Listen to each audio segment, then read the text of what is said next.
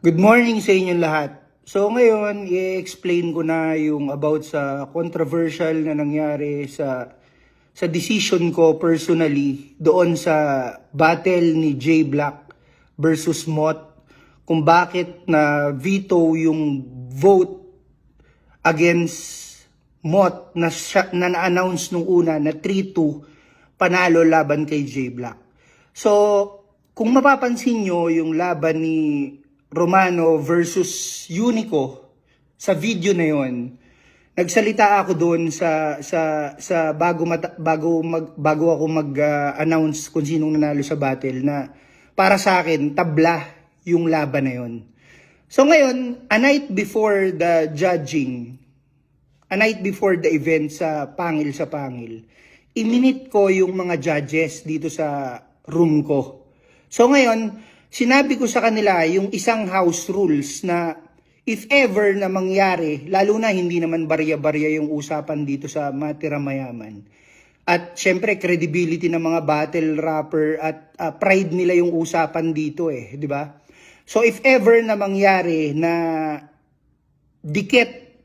sobrang dikit nung laban, sinabi ko sa kanila na meron akong karapatan as parang hidden judge ng battle na ako yung bumoto or pumili kung sino yung pwedeng manalo.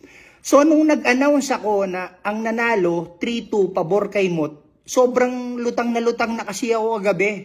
At saka tumagal akong kausapin sila kung sino yung nanalo. Tapos in-announce ko na ang nanalo 3-2 si Mott.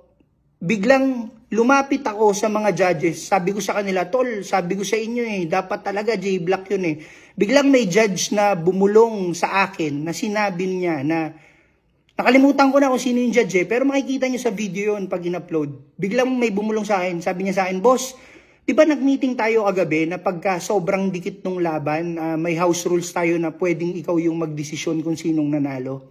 So basically, para sa akin kagabi, ang nanalo si J Black.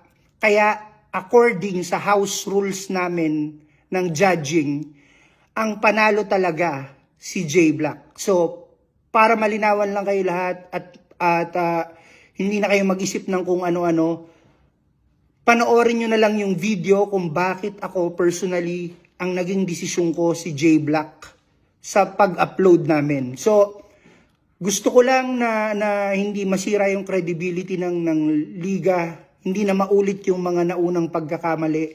At maraming salamat sa inyong lahat. Sana naunawaan nyo yung decision pagkatapos nyo mapanood yung battle nila.